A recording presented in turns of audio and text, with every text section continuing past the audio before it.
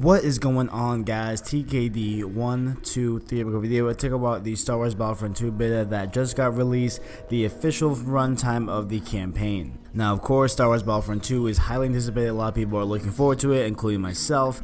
And we just had the beta a few weeks ago, and it was absolutely a great beta in my opinion. Of course, there were some questions about pay to win and microtransactions, but overall, it was a really great beta just in terms of gameplay. But they went on to discuss some of the, kind of logistics of the actual campaign, and that it will take 5 to 7 hours to complete. And this has been sparking a little bit of a debate along the online community, saying that people are just pointing to it being a little bit too short, and maybe it'll lack some sort of content in terms of the overall length and how that kind of points to it. But overall, I say, in a realistic standpoint, I say it doesn't really matter how long the campaign is to me. I feel just as long as it, conveys a great story, it conveys a great plot, and overall, and really just, has the needle pushed a little bit in terms of Star Wars narrative. And just the fact that, hey, this is a brand new original story, canon as well, like all these things and these elements kind of override like just the fact that the campaign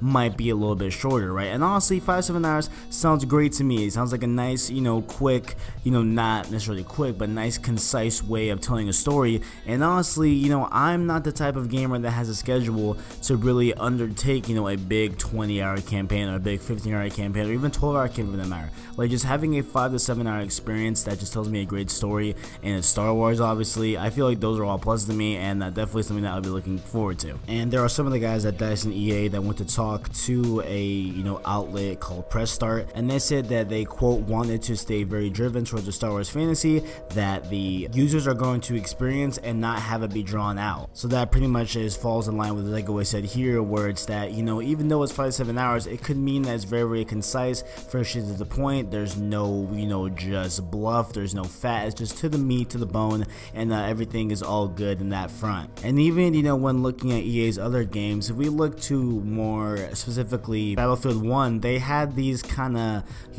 really small, quick stories that were lumped into this entire thing we call the campaign, just main story, right? And so it was these little vignettes where it was going from person to person, hopping around, and it didn't really follow a really consistent type of main story plot line, but it just followed the characters of people that were involved in World War I, right? So having that, it was of course a little bit more of a less time consuming experience going into the likes of the other Battlefield games where they had super massive, really big campaign story missions, everything, stuff like that. And a lot of people really dug that kind of vignette style of having the campaign where it's not this big long drawn out story. It's a very quick tidbit type of segments where you can digest it in a small amount of time. And obviously here that can be a good thing if you do it right. Like I don't think these games that want a story mode have to be so long, in my opinion.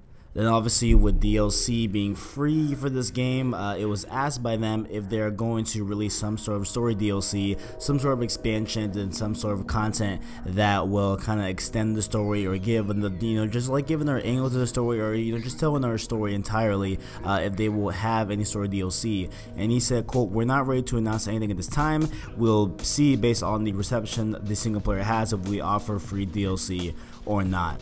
And I think, honestly, having a story DLC would be a very good thing to add to this game, especially being Star Wars. Like, as much Star Wars story as we can get, we will take it, obviously.